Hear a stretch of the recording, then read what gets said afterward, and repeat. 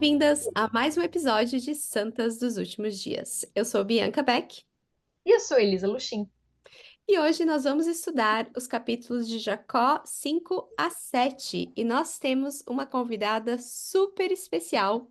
Porém, eu vou passar o tempo para Elisa e eu vou deixar ela fazer a apresentação dessa convidada. E vocês vão entender por quê logo logo. Essa convidada é a mais especial que eu poderia escolher. E por isso que a gente salvou ela, guardou ela especialmente para o Dia das Mães. Porque essa convidada é minha mãe! Diz oi pra galera aí, mãe! Oi pra galera! Minha mãe é Eliane Walter Beck. Vou apresentar ela. É mãe de 4, sendo eu uma delas. Eu sou a filha favorita. Ela é vó de 6. 5 são meninos e tem uma menina. Design de interiores, ela também se formou em gestão de turismo e também é cabeleireira. Já faz anos e anos que eu não corto cabelo com mais ninguém. Minha mãe é a minha cabeleireira oficial. Ela também serviu em vários chamados, como da primária, das moças, da Sociedade de Socorro, tanto na estaca quanto na ala. Ano passado, ela terminou a missão dela como líder de missão, da Missão Manaus, e no momento ela está servindo como conselheira da Sociedade de Socorro e servindo como avó do Thomas, do James e do Imo aqui de tempo integral na minha casa. É o chamado que mais demanda dela. Essa é minha mãezinha. Bem-vinda, mãe. É um prazer estar aqui com vocês e obrigada pelo convite. Me sinto lisonjeada, me sinto muito feliz de poder estar aqui, principalmente hoje. Feliz Dia das Mães, feliz Dia das Mães para vocês duas também, são mães que eu admiro muito. E as nossas ouvintes também, que com certeza são maravilhosas. Eu estou muito feliz de poder estar desfrutando desse momento aqui com os netos e tenho aprendido muito nesse tempo aqui, que é uma época completamente diferente daquela que eu vivi, é outra geração. E, independente disso, eu aprendi que todos os momentos, independente da época, da geração, eles se encaixam naquilo que a gente pode aprender das escrituras. As escrituras, elas são atemporais. Eu gostei muito disso que tu mencionou, Eliane, sobre as escrituras serem atemporais, porque quando eu estava lendo esse capítulo 5 de Jacó, esse foi um dos sentimentos que eu tenho, porque quantos anos atrás isso aqui foi escrito e ainda faz sentido pra gente hoje em dia, né? E elas não só são atemporais, mas eu sinto que elas têm muito simbolismo, né? E dependendo da fase da vida que a gente está, a gente entende elas de uma forma diferente, ou a gente aplica elas de uma forma diferente. Esses símbolos, né? Por exemplo, quando eu estava lendo dessa vez, com o foco, com o óculos com a lente da maternidade, eu pensei muito sobre a minha vinha, porque ele tá falando aqui da vinha e tá falando sobre a oliveira, e sobre, a gente sabe que tá falando sobre a casa de Israel, né? E eu fiquei pensando sobre a minha casa, sobre a minha vinha, sobre a minha filha, sobre o meu marido, sobre a minha família e como que eu devo trabalhar na minha vinha, né? Quem que é o senhor da vinha da minha casa? Eu fiquei meio que transferindo, né, para o meu contexto. E foi um estudo bem produtivo, assim. Eu gostei bastante de fazer esse exercício. Eu gostei que tu disse, vocês duas mencionaram a questão de ser atemporal, né? Porque foi escrito por Zenos, sei lá quantos anos atrás, quantos anos antes de Jacó citar. Jacó cita para os filhos dele, né? Aí Joseph Smith traduz o livro de Mormon, a gente tem agora, e cada vez que nós mesmas lemos, a gente pode aprender algo diferente, aplicar de maneira diferente, e essa realmente é a beleza das escrituras. Eu também pensei como tu, Bianca, da questão da vinha, né, como que eu tô cuidando da minha vinha. E uma das coisas que eu gostei logo no início, no versículo 3, diz assim: comparar-te-ei, ó casa de Israel, a uma boa oliveira que um homem cultivou em sua vinha. E para mim isso foi muito impactante na importância de nós vermos os nossos filhos como bons. A natureza deles é boa. né? Apesar de essa oliveira em alguns momentos dar frutos ruins, frutos bravos, ela era boa por natureza. Então, muitos momentos os meus filhos vão dar frutos ruins. Eles vão ter comportamentos desafiadores, comportamentos que não condizem com a natureza divina deles. Mas se eu manter em mente que eles são bons, a natureza deles é boa, vai ser muito mais fácil eu reagir a esses comportamentos negativos. Eu não sei vocês como mães, mas para mim, às vezes, eu tenho muita tendência de ter uns pensamentos catastróficos, né? Meu filho, ele começou agora com a mania, esse já é o segundo domingo. Ele acorda de manhã no domingo e eu digo para ele: hoje a gente vai ter que vestir a nossa roupa de domingo, que a gente vai na igreja. E ele diz: eu não vou na igreja, eu vou ficar em casa limpando. E eu, tá bom. E assim, lá no fundo do meu coração bate um desespero, né? Nossa, meu filho tem 3 anos e já não quer ir na igreja, né? Vai ser um rebelde, ele vai se afastar, ele, né? É o fim do mundo. O fundo assim do meu coração me dá aquele desespero. Mas eu tenho que lembrar, não, ele é uma pessoa boa, ele é uma criança boa, ele é um filho de Deus bom, ele é uma boa oliveira. Ele só tá tendo uma ideia doidinha assim na cabeça dele, né? Então, respira fundo que vai dar tudo certo, né? É só momentâneo. Tem muito mais do que essa mini rebelião de não querer ir na igreja hoje. Então, acho que é um pensamento muito bom. Claro que no caso do meu filho, como eu falei, né, uma mini rebelião. É uma coisa muito pequena, ele só tem 3 anos. Mas eu penso ao longo da vida, né? Quantas vezes que talvez ele vai ter rebeliões maiores ou coisas que vão ser contra a minha vontade, que vão ser maiores, eu vou ter que respirar fundo e me lembrar, ele é uma boa oliveira, né? Não é porque ele está fazendo o que eu não quero contra a minha vontade ou que talvez quebrou um mandamento de Deus que ele é ruim. Ele é uma boa oliveira. E eu acho que isso é muito importante porque no decorrer de toda essa alegoria, essa é a visão que o Senhor da vinha tem, que a oliveira é boa. Mesmo quando ela produz maus frutos, mesmo quando, seja lá o que for aconteça, ele volta com esse foco de que ela é boa e ele continua tratando ela como uma boa oliveira, com toda a esperança, com todo o carinho, com toda a devoção de um senhor da vinha.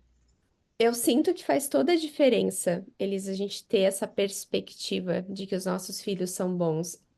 Eu não sei se vocês já tiveram essa experiência, mas eu já tive, de eu taxar alguém ou algum comportamento como sendo ruim e eu acreditar que a pessoa tá fazendo determinada coisa porque ela tá querendo ser ruim, ela tá querendo me machucar, ela tá fazendo por querer aquilo. E é um sentimento tão ruim e nos leva para lugares muito ruins, assim, tipo de mente, ou a forma como a gente reage, daí o comportamento, a pessoa, e ter essa crença que é pura, né? Eu sinto que é algo bom. E ter essa crença boa nas pessoas, e nos nossos filhos principalmente, mas nas pessoas em geral. Acreditar que o que elas estão fazendo, que elas estão partindo de um bom lugar, que elas não estão tentando ser ruins, né? Faz toda a diferença nas nossas interações. E eu acho que o rotular, ele é muito maléfico no dia a dia. E eu adorei ver esse lembrete aqui. Se for para rotular, que eu rotule para o bem e não para o mal, né? Que eu acredite no bem, né? Que as pessoas estão fazendo o melhor que elas podem. Que a minha filha, ela tá fazendo o melhor que ela pode, que ela não tá fazendo determinado comportamento porque ela quer me irritar, porque ela é ruim, né? Ao contrário, ela é boa, ela só talvez não entende alguma coisa, ela não entende a importância de alguma coisa que eu ensinei para ela, então ela tá repetindo aquele comportamento. E mas não porque ela é ruim ou porque ela não quer fazer bem. Eu sinto que todas as pessoas, né, elas partem, elas querem fazer o melhor delas. A intenção geralmente que a gente tem é boa, especialmente quando a gente olha pela ótica da pessoa, né? E mas a gente que tá no lado ali do recebedor, né, que tá recebendo a ação, a gente vê de uma forma diferente às vezes. E essa perspectiva aí é muito importante. É uma coisa que eu aprendo também no templo. Cada vez que eu vou lá, a gente sempre aprende alguma coisa, né? E eu aprendi uma coisa que cada um tem a medida da sua criação. E às vezes a gente exige muito das pessoas, porque às vezes a gente exige da gente mesmo, né? Quando a gente exige da gente mesmo, a gente acaba exigindo dos outros. E a medida de cada indivíduo, a criação de cada indivíduo, cada um tem a sua medida, então cada um faz o seu melhor, né? Então a gente precisa acreditar nisso, que as pessoas fazem o seu melhor, elas dão o seu melhor. Muito bom. Pensamento muito bom lembrar isso. Um outro sentimento que eu tive quando eu estava lendo esse capítulo 5, como eu mencionei antes, a questão ali da vinha, que eu fiquei pensando sobre a minha vinha, eu sinto que às vezes quando a gente lê, a gente pensa em trabalhar na vinha do Senhor e a gente pensa em fazer genealogia, em fazer um projeto de serviço, em trazer mais pessoas para o reino de Deus. E eu sei que é sobre isso que Deus está falando aqui. Mas também, quando eu estava lendo, eu pensei que um dos trabalhos mais importantes que eu posso fazer para contribuir para o crescimento da vinha do Senhor, para contribuir para o crescimento da oliveira, para que ela produza bons frutos, é trabalhar dentro do meu lar. Eu acho que não existe um trabalho mais importante na vinha do Senhor do que a minha família, do que eu me aplicar a ensinar o Evangelho de Jesus Cristo à minha filha, a ajudar ela a desenvolver um testemunho, porque ela vai ser a vai ser a geração futura de trabalhadores da vinha, né? Ela vai ser uma das trabalhadoras da vinha. E se eu conseguir, desde já, instigar nela o desejo no coração de servir a Deus e de amar a Deus a ponto de querer trabalhar na vinha dele, eu tô fazendo um dos trabalhos mais importantes, na minha opinião, né? Porque às vezes a gente pensa que a gente precisa fazer todas as coisas, né? Eu fico assim, às vezes eu me sinto um pouco sobrecarregada quando eu penso, eu não tô fazendo genealogia do jeito que eu deveria fazer. Né? A gente pensa, preciso fazer genealogia, eu preciso ir para o templo, mas eu também preciso ajudar os missionários, dando referência para eles, e eu preciso compartilhar o evangelho com os meus amigos, e daí eu preciso ir na igreja, eu preciso lembrar de guardar os meus convênios, e tu vai fazendo, né? Uma lista gigantesca de coisas, e daí, quando a gente está pensando nessa lista, às vezes o nosso lar sofre. Às vezes os nossos filhos sofrem. Quando a gente está tão preocupado em fazer todas essas coisas que precisam ser feitas, e a gente não, talvez não consiga prestar atenção dentro do nosso lar, ensinar o evangelho para os nossos filhos de uma forma intencional, de uma forma leve, sabe? E eu acho isso muito, muito importante. É algo que ficou comigo, assim, desse capítulo inteiro, foi a importância de eu trabalhar na minha vinha, dentro do meu lar para que um dia minha filha queira trabalhar na vinha do Senhor. Isso me lembrou de duas coisas. Eu estava procurando aqui a citação, mas não encontrei, mas numa das últimas conferências gerais, o presidente Nelson estava falando sobre a coligação de Israel, e ele mencionou isso, né, sobre quando a gente está fazendo qualquer coisa que ajude qualquer pessoa a se aproximar do Pai Celestial e de Jesus Cristo, e ele mencionou um dos exemplos, que seja dentro do nosso lar, cuidando dos nossos filhos, do nosso marido, da nossa casa, a gente está ajudando a coligar Israel. Me deu um conforto, porque às vezes eu sinto, eu não estou fazendo tanto história da família, eu não estou fazendo tanto trabalho missionário, né? Eu passo muito tempo aqui dentro de casa. Eu me sinto mal, especialmente desde que os meus gêmeos nasceram, que eu não tenho sido capaz de servir tanto quanto eu gostaria, ou tão bem, nos meus chamados na igreja, né? Ajudando as moças da minha ala. E aquilo me deu bastante conforto, né? De saber, essa é a minha prioridade. E daí isso me lembrou também da citação do Elder McKay, do presidente McKay. Nenhum sucesso na vida compensa o fracasso no lar. Então, o meu sucesso, digamos, né, o quanto eu servi, às vezes até no meu próprio chamado, se eu estiver deixando de lado a minha própria vinha no meu lar, na minha casa, né, do que adianta isso no final das contas? Se as pessoas que são mais próximas de mim estiverem sofrendo por causa disso. um bom lembrete, Bianca. Eu também fiquei pensando que existe um tempo determinado para todas as coisas, né? Tu tá no tempo de criar os filhos, da loucuragem do dia a dia, da sobrevivência, basicamente, né? Duas crianças de colo, mais uma criança de 3 anos de idade, é loucuragem. E daí, às vezes a gente se compara com pessoas que, por exemplo, na minha ala tenho irmãos aqui que fazem genealogia. É impressionante o trabalho que eles fazem. E eu queria muito ser mais como eles ou como elas. Porém, eles já estão com 60, 70 anos. A família deles já está formada. Eles já passaram por todo esse tempo. Eu me pergunto se eu chegasse para sister lá da minha ala, que é especialista em história da família, e que, sério, ela faz praticamente história da família o dia inteiro, é impressionante. E perguntasse para ela. Se ela Cícero Mor, você fazia isso quando você dedicava tanto tempo da sua vida para genealogia quando você tinha 25 anos, quando estava criando seus filhos? Tenho certeza que ela vai me dizer que não. Então, eu acho que existe um tempo, a gente está num tempo agora de maior dedicação para nossa família, para os nossos filhos, e depois vai ter um tempo que os filhos vão sair do lar. E talvez na adolescência você vai começar a ter mais tempo, né? Agora, logo logo eu vou começar a ter um pouco mais tempo para mim, quando ela for ficando mais independente. E a tua mãe, né, que serviu como líder de missão da missão Manaus, depois que os filhos saíram do lar, né? Tu passou quantos anos trabalhando na tua vinha para que tu pudesse ter esse tempo depois, né, de os filhos terem saído para fazer trabalho missionário. Foi um tempo dedicado, um serviço dedicado ao Senhor, mas são Olha, épocas coisa. diferentes da vida.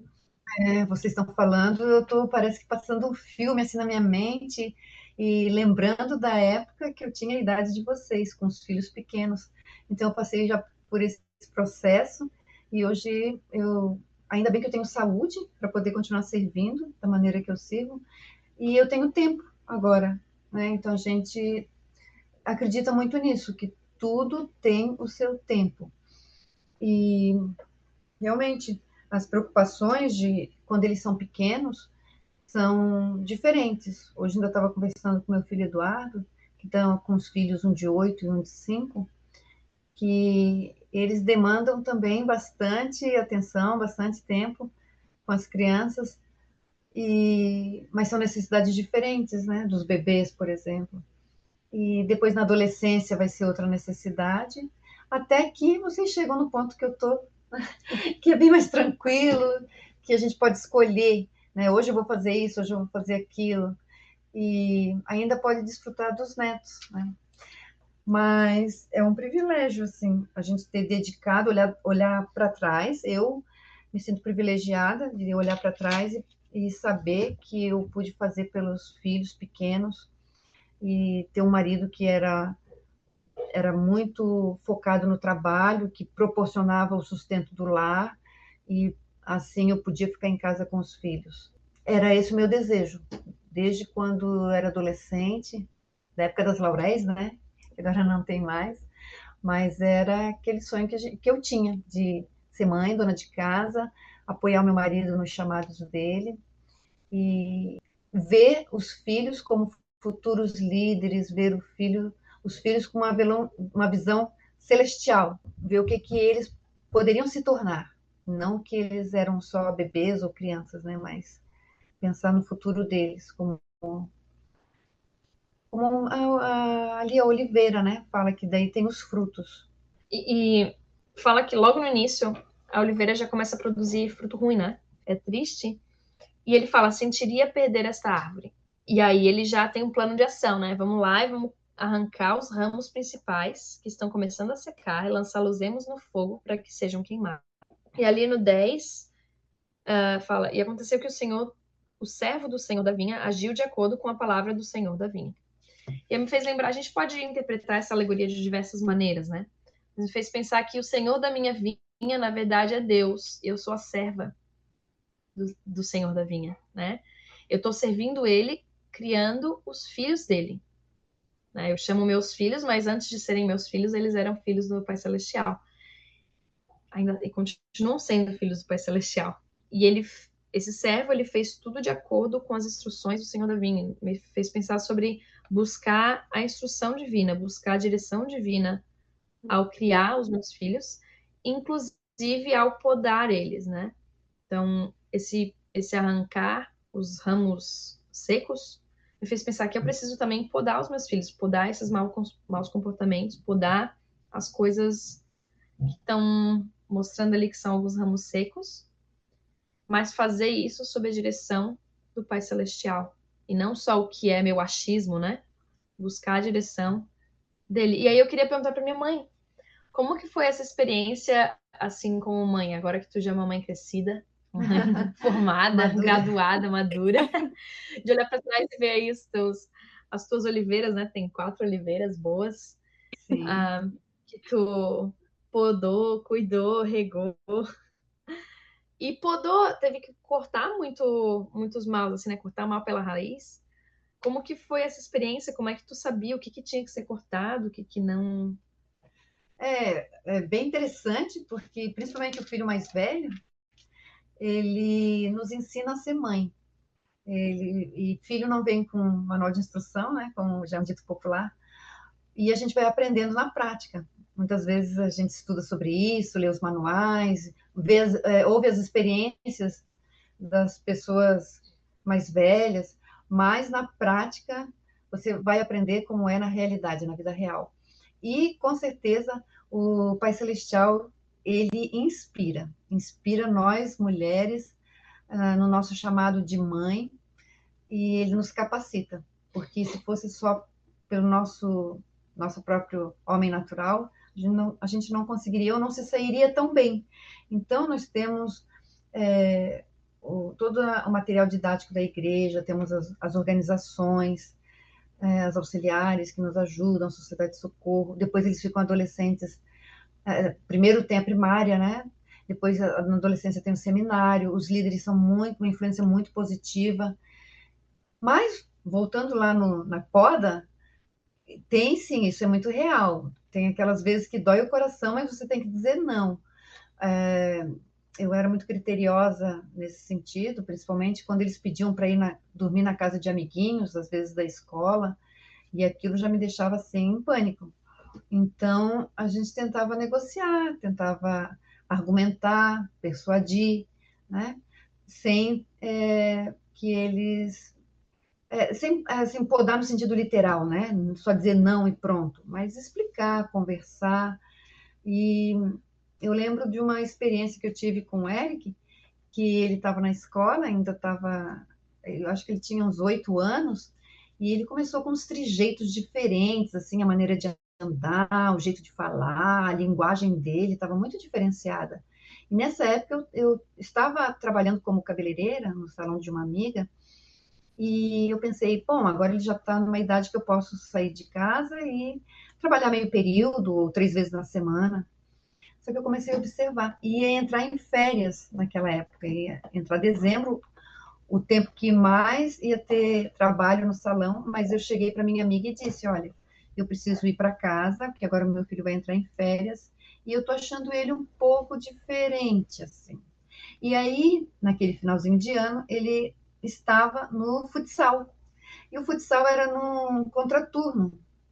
Esse contraturno, ele estudava de manhã e ia para o futsal à tarde, 2 vezes por semana. E eu comecei a ir com ele. Então eu observei que ali diante de mim estava toda a explicação, que era, ele estava fazendo futsal com uma classe bem mais adiantada. Ele tinha 8, 9 anos, a classe de futsal dele, os meninos já tinham 14, 15 anos, e eles andavam daquele jeito que o meu filho andava, eles falavam daquele jeito. Então, aquilo se explicou. E eu tive que dizer para ele que não. Aí expliquei para ele que ele ia jogar bola quando tivesse uma turma da idade dele. E ele ficou muito triste, muito chateado. Mas nesse momento eu tive que realmente podar e corrigir e orientar. E assim como muitos outros exemplos, né, que eu lembro, mas que o tempo não permite. Mas citando esse, é algo assim que foi bem marcante e que fez toda a diferença. A minha atitude de voltar para casa naquelas férias, naqueles 3 meses de férias, ficar com eles e também direcionar o futsal dele para fazer com crianças da idade dele. Eu achei muito legal esse exemplo, porque vem outra coisa que é mencionada aqui no versículo 17, né? Ele fala: E aconteceu que o senhor da vinha olhou e viu a árvore na qual haviam sido enxertados os ramos da oliveira brava. Que é a importância de observar os nossos filhos, né? No caso, você, mãe, você começou a observar ele e perceber esses comportamentos, esses trejeitos, esses maneirismos. E aí, por observar e ver alguns frutos que não estavam sendo tão bons, tu teve a oportunidade de ir lá e podar, né? Mas às vezes a gente pode estar tão distraído que a gente não perceba essas coisas. Então, eu gostei disso. Foi algo que eu aprendi enquanto eu estava lendo, agora com o teu exemplo me lembrou de observar. Às vezes a gente passa tempo. Eu me pego muitas vezes assim, digamos, não vou perder meu tempo só sentando aqui e observando as coisas, sabe? Eu tenho que começar a ser mais, viver mais no presente. Mas assim, de às vezes não perceber alguma coisa que está de errado. E às vezes não tem nem a ver com uma coisa que eu precise podar, mas digamos com a saúde do meu filho, né? Tá tossindo, não tá respirando mal. Qualquer coisa que seja que às vezes a gente só vai poder influenciar, ajudar, cuidar, se nós observarmos o que está acontecendo. E isso me chamou atenção. Ele falou: o Senhor da vinha olhou e viu.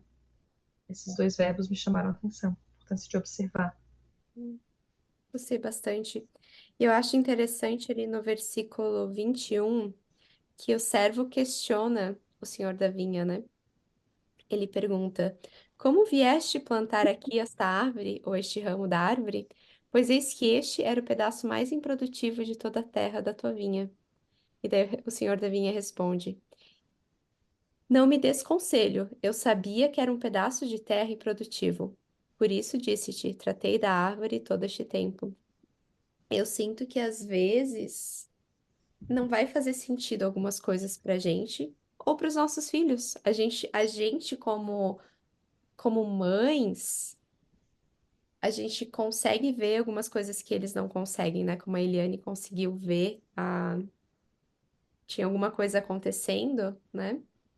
E pro meu filho mais novo, pra ele era só, pô, mas não vou poder jogar futsal. Ele ficou chateado com isso, né? Mas tu sabia aonde que ele iria dar mais frutos, né? Que aquele não era um lugar bom pra ele. Mas ele estava te questionando, né? E às vezes eu acho que o Senhor nos coloca em situações assim também. Acho, muitas vezes na minha vida, assim, eu já me perguntei, né? Mas por que que isso está acontecendo? Por que que a gente está aqui? Por que que a gente... Mas o Senhor entende todas as coisas, ele consegue ver tudo, né? A gente vê a imagem bem pequenininha, assim, a gente só consegue a gente tem o conhecimento limitado e a nossa perspectiva, por causa do nosso conhecimento limitado, também é limitada. Mas Deus não, ele sabe de todas as coisas, conhece todas as coisas, vê todas as coisas, né, do princípio até o fim. Então, ele sabe o que é melhor pra gente. E daí eu pensei em duas coisas. A primeira é no nosso relacionamento com Deus, sim, a gente confiar nele, confiar nas, nas, nas revelações e nas coisas que o Pai Celestial nos diz, e também pensei nos nossos filhos, né? Que daí é mais difícil para eles entenderem muitas das nossas, entenderem a forma como a gente está decidindo agir, ou por que que a gente está podando eles, por que que a gente decidiu que eles não vão fazer tal coisa, ou vão fazer determinada outra coisa, por que que eles precisam de rotina, enfim. Mas eu gostei de ver esse padrão aqui. O que tu falou também do Não Me Des Conselhos, né? E me fez lembrar que quando eu era criança tinha muitas coisas que eu não entendia sobre minha mãe. E agora que eu sou mãe, eu fico, agora eu te entendo, mãe. É por isso que se fazia desse jeito, é por isso que era assim, assado, né? É por isso que tu não me deixava fazer tal coisa. Ou entendo porque talvez tu era tão dura. eu achava que tu era tão dura, né? Mas agora olhando, eu não acho que tu era dura demais. Eu acho que tu era dura conforme o necessário, né? E eu sou grata por todas essas podas que eu tive, pelas chamadas de atenção, pelos nãos, ou pelas correções, né? Especialmente quando eu era adolescente, que daí a mãe corrige e você vira o olho, né? Revira o olho. E agora eu fico pensando, às vezes eu corrijo meu filho e ele tem uma mania que ele faz com a boca. E ele só tem 3 anos. E eu penso, imagina quando virar adolescente, né? E eu penso a paciência que a minha mãe teve em como ela suportou essas minhas reações, né? Revoltadinhas assim, mas que eu sou grata por esses cortes, por essas podas. E agora que eu sou mãe e eu preciso podar os meus próprios filhos, eu vejo quão importante elas foram e que não sou eu como filha que tenho que dar conselhos para ela, né, de como ela tinha que me criar, não é os meus filhos que têm que me dar conselho de como que eu devo criar, e não sou eu que tenho que dar conselho para Deus de como que ele está fazendo o trabalho dele. E, inclusive, no decorrer dessa alegoria, existem momentos em que a oliveira dá frutos ruins e o senhor da vinha, assim, fica triste, mas ele não desiste da vinha, ele continua trabalhando. Então, mesmo se os meus filhos estiverem dando frutos ruins, que eu considere que são ruins, o senhor da vinha, o Pai Celestial, sabe o fim desde o começo. É parte de um processo. E o fim ainda não chegou.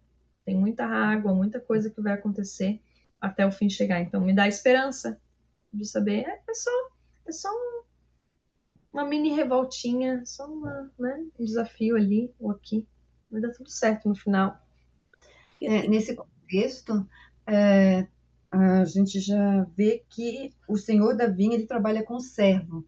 Então, é, considerando que o senhor da vinha é Deus, Pai Celestial, e nós somos servos dele, eles trabalham juntos. Então, esse trabalho também é feito como uma equipe, não é um trabalho isolado. E, com certeza, sempre que nós precisarmos de Deus, tivermos dúvidas em como fazer o nosso trabalho como mães, Deus vai estar ali disposto. Então, nós precisamos nos aproximar dele, nos achegar a ele e muitas vezes dobrar o joelho e perguntar: o que eu faço nessa situação? E com certeza ele vai nos conduzir, vai nos orientar também, como um bom senhor da vinha. E nós vamos fazer o nosso trabalho bem melhor do que tomarmos decisões sozinhas, né? E além do Pai Celestial, nós temos, no caso aqui, nós três, nós temos os maridos, né? Muitas são mães solo, o que me admira muito. Eu fico, assim, muito admirada, porque não é um trabalho fácil e eu admiro muito as mulheres que fazem esse trabalho, sendo pai e mãe ao mesmo tempo.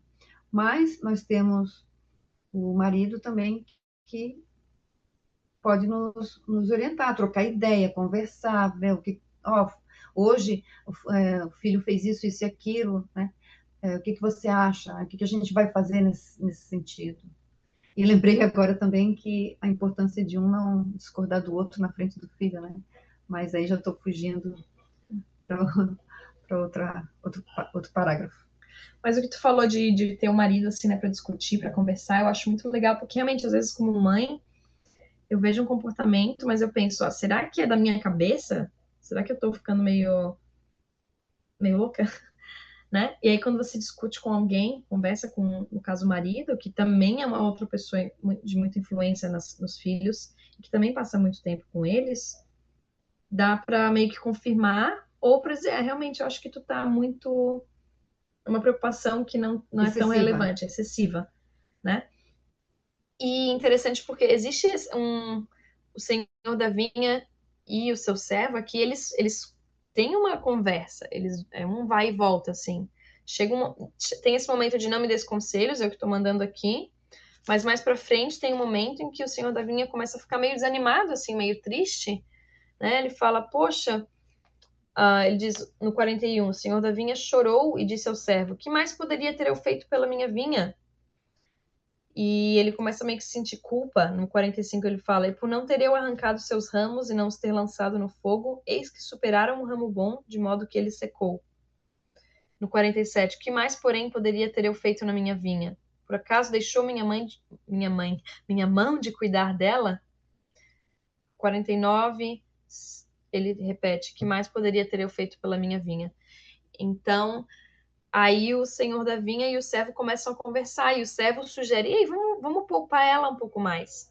E aí me lembrou que tu conversou sobre a esposa e o marido conversarem sobre os filhos, que às vezes a gente tem isso também, a gente quer dar uma consequência muito dura, a gente vai e conversa com o marido, e o marido fala: poupa ele um pouco mais, né? Dá uma segunda chance. Geralmente esse é o relacionamento entre eu e meu marido, que eu sou mais dura e meu marido é mais Manso. gentil, manso.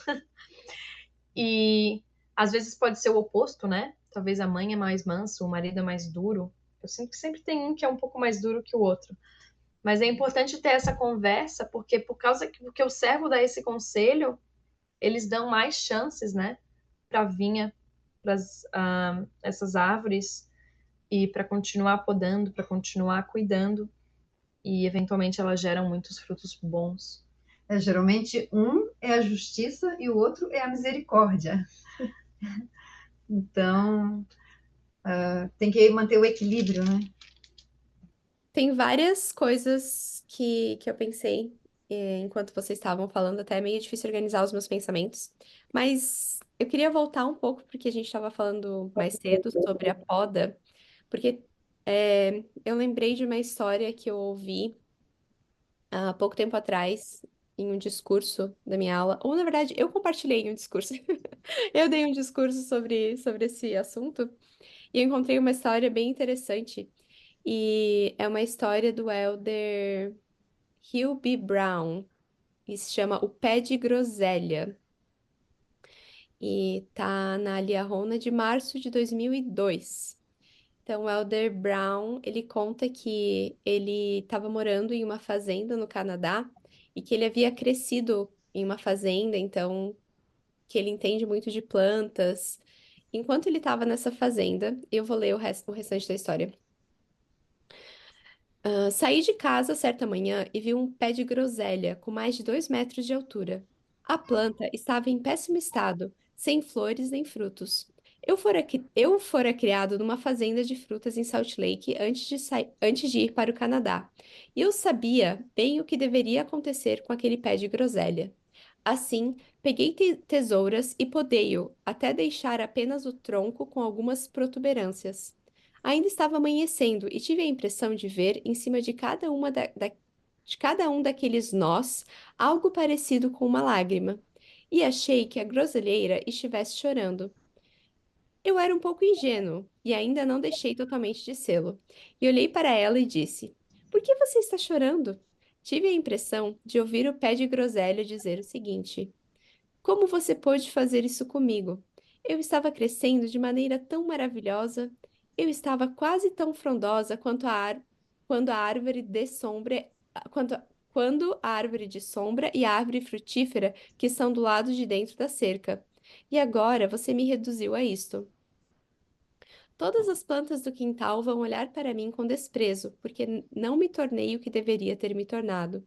Como você teve coragem de fazer isso comigo? Achei que você fosse o jardineiro. E eu respondi: Olhe, minha pequena groselheira, eu sou o jardineiro e sei o que quero que você seja. Eu não queria que você se tornasse uma árvore para dar frutos quaisquer ou sombra. Quero que você seja um pé de groselha. E algum dia, pequena groselheira, quando você estiver carregada de frutos, você vai dizer: Obrigado, senhor jardineiro, por amar-me o bastante para podar-me. Obrigado, senhor jardineiro. E eu acho essa história muito legal, porque é realmente isso que acontece, pelo menos isso que aconteceu comigo, quando eu olho para trás e lembro de todas as vezes que a minha mãe me podou, entre aspas, né? Todas as vezes que ela corrigia o meu vocabulário, pedia para eu não usar gírias, todas as vezes que ela insistia que eu prestasse mais atenção nos meus estudos, ahn, todas as vezes que ela me lembrava que eu precisava andar em boa companhia. E tantas outras coisas que na época, quando minha mãe falava, eu pensava, nossa, que coisa mais chata, por que que minha mãe é tão chata? E hoje em dia eu olho pra trás e penso, que bênção que a minha mãe foi chata na minha mente, né? Que bênção que ela me amou o suficiente para não me deixar fazer tudo que eu queria fazer, para me corrigir e para me ajudar a ver o que eu precisava fazer para que eu crescesse e me desenvolvesse. E, e hoje em dia, com a minha filha, né, quando eu corrijo ela, eu percebo que ela fica muito chateada. E quando eu fico pegando no pé dela por causa do vocabulário ou de gíria, ou seja lá o que for. E daí eu lembro que um dia ela vai me agradecer. Um dia ela vai olhar para trás quando ela tiver um emprego, tiver uma entrevista ou precisar falar em público, ela vai olhar para trás e lembrar, nossa, que bom que a minha mãe insistiu que eu aprendesse a falar corretamente. Que bom que ela me levou no fonoaudiólogo, né? Não sei, né? Porque ela acha muito chato. Ela acha muito chato no fonoaudiólogo, ela não gosta. E eu falo, mas filha, é muito importante para você. E ela não vê a importância disso agora, ela só vê que ela tá perdendo tempo de brincadeira. Mas eu podia estar brincando, né? E de fato é assim mesmo, né? Um dia os nossos filhos vão ser gratos. Essa é a esperança, né? Isso que a Bianca estava falando é bem interessante, porque realmente é fato. Às vezes a gente é chata mesmo.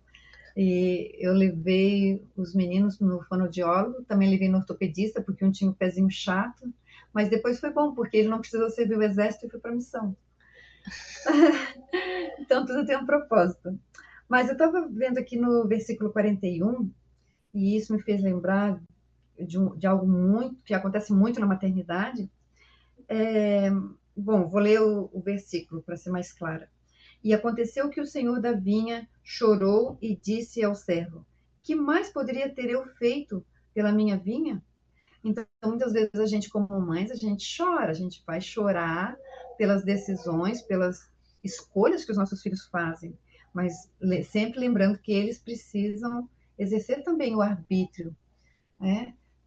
A gente tem que proteger, né? Não vai deixar eles fazerem coisas que vão prejudicá-los sem necessidade.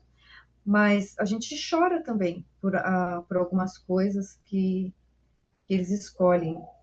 E a gente se pergunta, a gente acha que a culpa sempre é da gente. Que mais poderia eu ter feito pela minha vinha para que aquele algo de ruim que a gente prevê que vai acontecer não aconteça? E aí no 46 também ele fala: E agora eis que, apesar de todo o cuidado que tivemos com a minha vinha, as suas árvores corromperam-se, de modo que não produzem bons frutos. E estas eu tinha esperança de conservar, a fim de guardar seus frutos para mim. E assim vai. E ele diz no final: E sinto perdê-las. No 47, o que mais, porém, poderia eu ter feito na minha vinha? Por acaso deixou minha mão de cuidar dela? Aí responde, né? Não, eu cuidei dela e cavei ao seu redor e podei-a e adubei-a e estendi a mão quase todo dia e o fim se aproxima.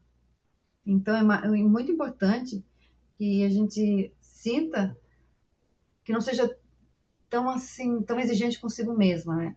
Então nós temos que reconhecer que fizemos o nosso melhor, estendemos a nossa mão, cuidamos, choramos e adubamos, podamos, cavamos, fizemos tudo, né? São verbos, todos esses são verbos e são verbos que exigem ação.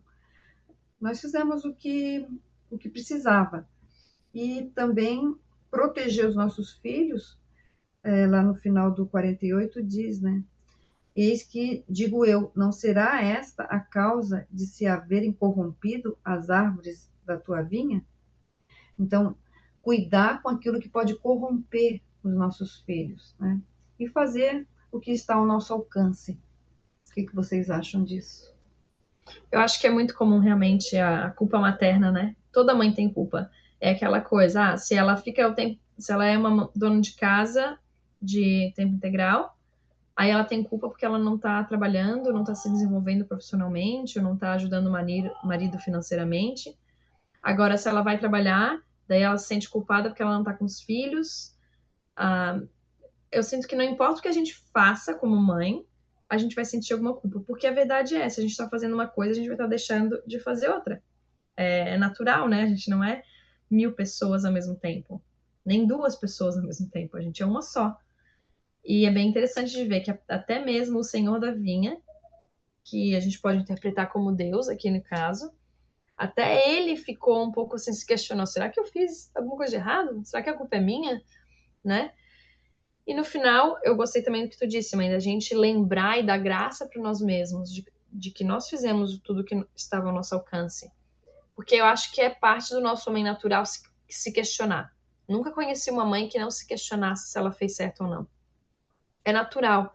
Agora, é nossa escolha se a gente vai deixar esses questionamentos nos colocar para baixo, nos desanimar, nos desencorajar, nos deixar talvez com ansiedade ou com depressão, ou a gente escolher desafiar esses pensamentos, dizer não, isso não é verdade, é mentira, né?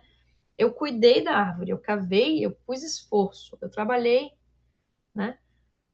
Mas é parte do processo. Nem sempre a árvore vai gerar os frutos que a gente espera para elas, porque essas árvores elas têm arbítrio e elas podem fazer suas próprias escolhas. Um outro pensamento que eu tive, pensando na questão de poda e de cuidado com as árvores, no caso com os nossos filhos, né? Me chamou muita atenção ali, a gente está falando de podar, de meio que cortar as coisas, os hábitos ruins, ensinar as coisas certas. No 65, ele diz assim, sobre a medida que as árvores vão crescendo, né? Depois que eles já trabalharam muito nelas. Diz, e à medida que começarem a crescer, tirareis os ramos que produzirem frutos amargos. Ou seja, a gente está falando sobre podar, né? Segundo a força e o tamanho dos bons. E não tirareis os maus todos de uma vez. Isso de não tirareis os maus todos de uma vez me chamou muita atenção, porque eu sinto que às vezes eu quero cortar todos os maus hábitos, né, do meu filho, Pela raiz, né? pela raiz e tudo de uma vez só.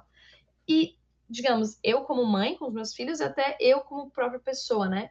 A gente quer melhorar, a gente quer cortar os maus hábitos, tudo de uma vez só. Quer ver no início de ano, assim, final de ano, início de ano, faz Virada de ano, né? a meta para o ano novo. Esse ano eu vou ser fit, esse ano eu vou ser disciplinada, esse ano eu vou ser tudo de bom, né? E ele fala, não vai fazer isso tudo de uma vez só. E me fez pensar que é importante a gente fazer uma coisa de cada vez. E eu vejo isso com os hábitos, ensinando alguns hábitos para o meu filho. Tem uma lista de coisas que eu quero ensinar, que eu quero que ele aprenda, que eu quero que ele faça. Mas eu preciso me lembrar uma coisa de cada vez. Hoje eu vou focar em ajudar ele a aprender vou focar no desfraude, digamos, né? Esse vai ser meu foco.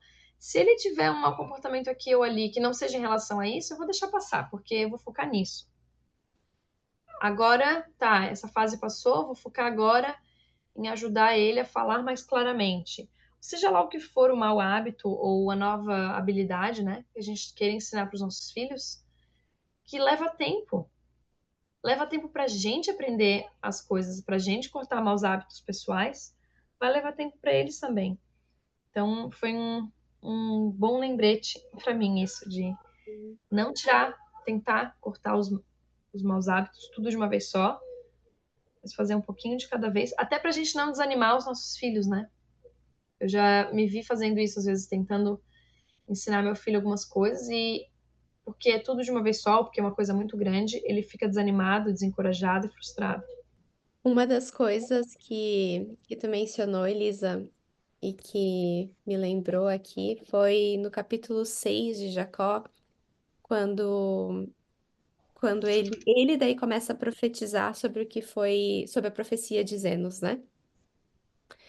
E, e daí no versículo 3 ele diz assim: E quão abençoados são os que trabalham diligentemente na sua vinha.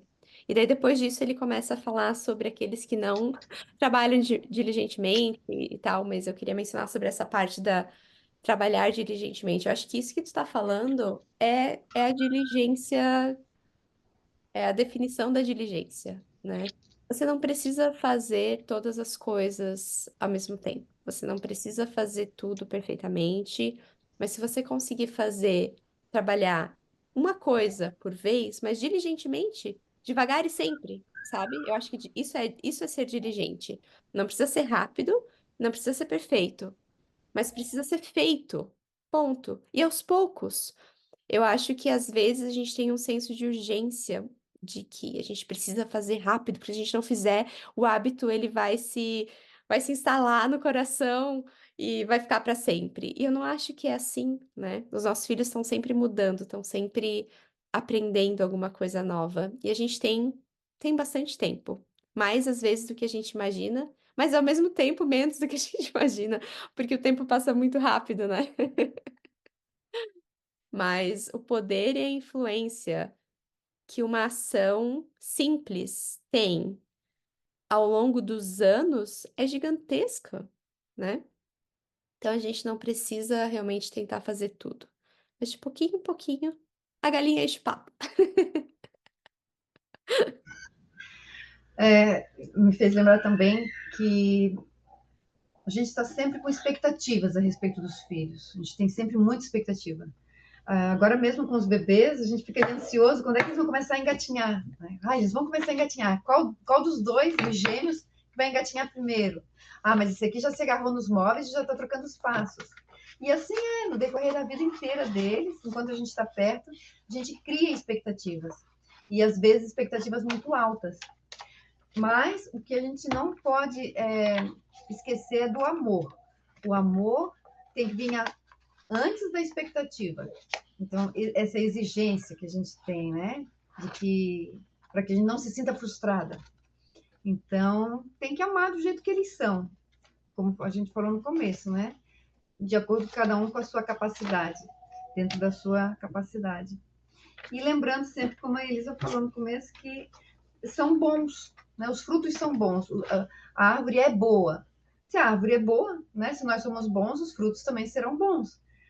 Vai que acontece como aconteceu ali na oliveira, que tenham ramos não muito bons, que precisam ser podados, enxertados. O Senhor vai nos ajudar a ver e trabalhar nisso. E mesmo assim a gente vai continuar amando. Mesmo assim a gente vai continuar conduzindo.